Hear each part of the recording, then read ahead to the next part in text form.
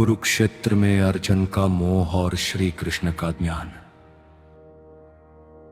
कुरुक्षेत्र का मैदान तैयार था। चारों ओर विशाल सेनाएं खड़ी थीं।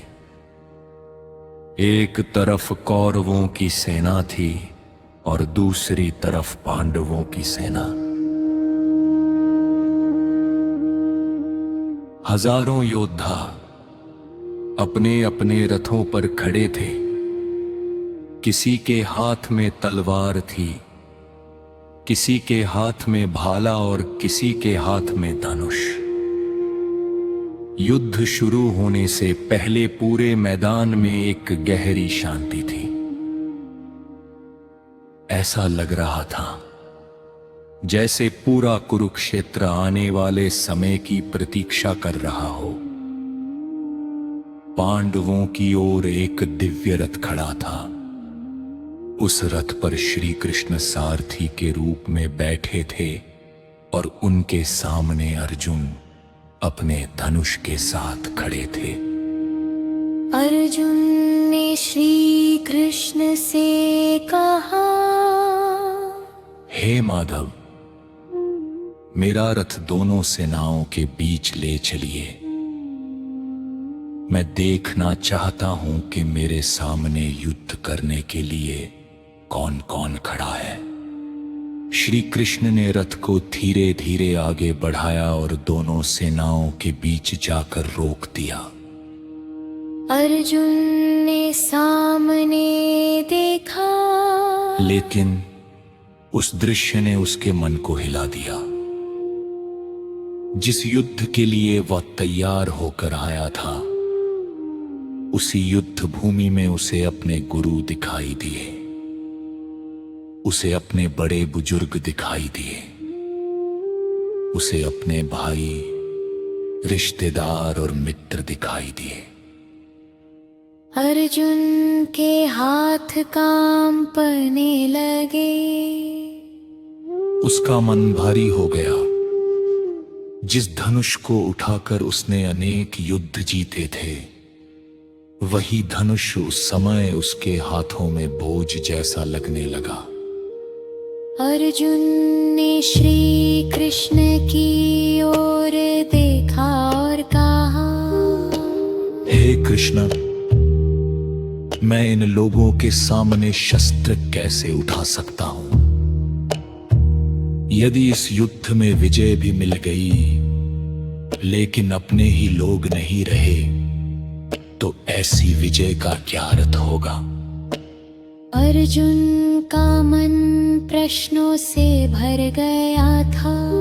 एक तरफ उसका कर्तव्य था और दूसरी तरफ उसका मोह। एक तरफ युद्ध भूमि थी और दूसरी तरफ उसके अपने संबंध। अर्जुन अपने ही विचारों में उलझ गया। तब श्री कृष्ण ने बहुत शांत स्वर में कहा, अर्जुन, जीवन में ऐसे क्षण आते हैं जब सबसे बड़ा युद्ध बाहर नहीं, बल्कि मन के भीतर चलता है। इस समय तुम्हें युद्ध भूमि से अधिक अपने मन को समझने की आवश्यकता है। अर्जुन शांत होकर श्री कृष्ण की बातें सुनने लगा। श्री कृष्ण ने कहा, मनुष्य को अपने कर्तव्य से भागना नहीं चाहिए। जो कर्म उसके सामने आया है, उसे पूरी निष्ठा से करना चाहिए।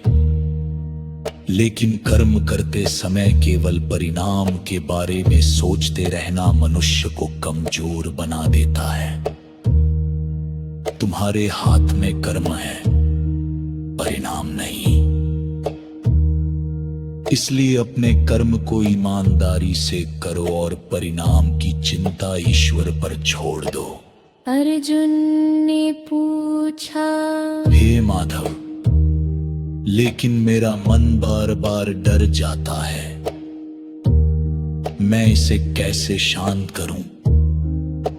श्री कृष्ण मुस्कुराए और बोले, मन को एक दिन में शांत नहीं किया जा सकता। जिस प्रकार नदी धीरे धीरे अपना रास्ता बनाती है, उसी प्रकार मन भी अभ्यास और धैर्य से होता है।